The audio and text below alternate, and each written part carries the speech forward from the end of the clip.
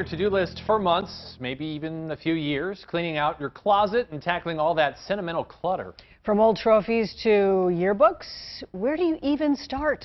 This morning we are getting some expert help from organizing coach at Life Done Simply, Aimee Olson. Good morning, Aimee. Good morning. Well, I've experienced this, and it is a difficult thing, especially when it comes to things like pictures, things that are sentimental. That's what you're talking about today. And your first suggestion is to just make an appointment with yourself and just set aside a specific time to focus on specifically just the sentimental clutter. What do you mean? Correct. So oftentimes if we're moving or we're starting the decluttering process, we don't give ourselves enough time to really go through those items, honor the memories, and make good decisions. So set aside that stuff until you can give yourself time, and then make an appointment with yourself. All right, and then you go on to say kind of like have this nostalgic party. Now, are you literally like popping the bubbly and getting, getting a little tipsy and going through this stuff with using kind of that nature to figure out what you really want, or is this like a play on words? No, it really kind of depends on what items you're going through, but that's exactly what I mean. If you're, let's say you received a box of items from your parents. I know parents love to hand off the school paperwork and the medals and all the stuff that you've been storing in their basement. Set aside some time, order some pizzas, sit down with your family and go through those memories.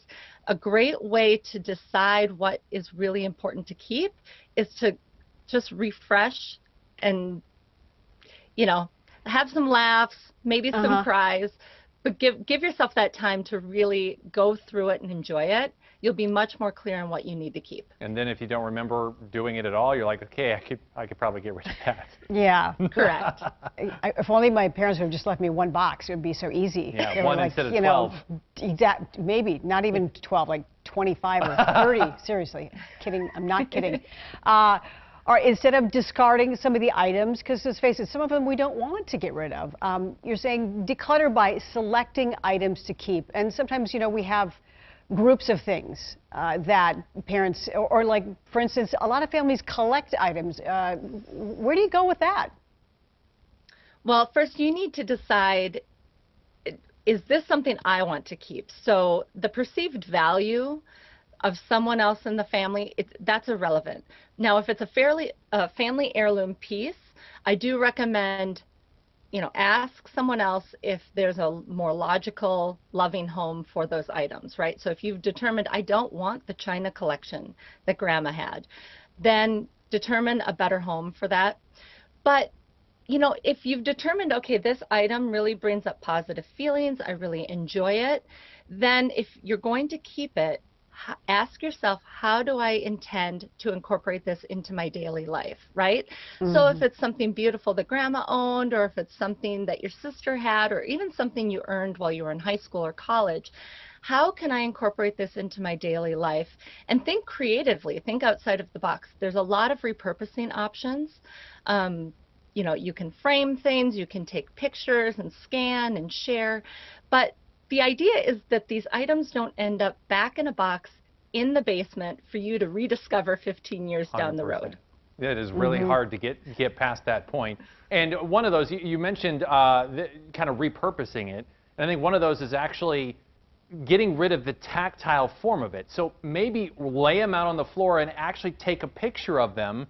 Then you can hang on to the memory virtually while actually getting rid of the stuff. Usually what happens with most items, I'm not going to say all items, but once you honor that memory, once you enjoy it, once you share it, once you touch it, it's enough to let it go. Now, of course, there's going to be special items that you're really going to want to hold on to for most of your life.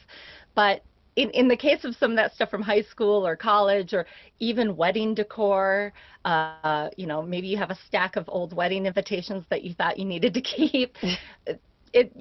Once you go through that and really honor the sentiment, honor the nostalgia, you are going to feel like you can let that go. You know what really works? If you have mice, and that makes that decision really quick, really easy. You open up the box of all your old homework, and you're like, nope, I tossed it.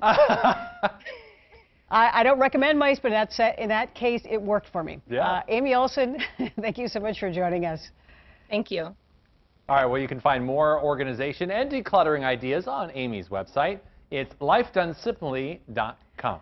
The china, I'm telling you, Cody, there was just so much china in my house, and I gave, some to each member of the family. I feel like you go. That was a thing, and now it's not really a thing anymore. Yeah, it's not how I live, but I have pieces around the house, and then I just left it at that. That's fair.